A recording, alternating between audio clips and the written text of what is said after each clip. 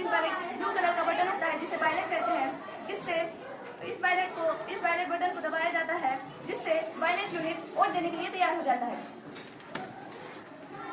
इस मशीन को violet unit कहते हैं। इस पर उम्मीदवारों के चिन्ह और उनके नाम लिखे जाते हैं जिससे हम जिस उम्मीदवार को चुनकर लाना चाहते हैं उसके सामने वाला बटन दबा दें तो यहाँ पर एक लाल लाइट जलती हुई नजर आती है और एक बीप की आवाज सुनाई देती है। इस मशीन को वीवीपैट कहा जाता है। हमने जिस उम्मीदवार को वोट दिया है उसकी निशानी और उसका नंबर इस स्क्रीन पर दिखाया जाता है और ये निशानी और नंबर 7 सेकंड के लिए इस स्क्रीन पर दिखाया जाता है। 7 सेकंड के बाद ये पर्ची कट कर ड्रॉप बॉक्स में चली जाती है। इस तरह हमारा वोट हो जाता है।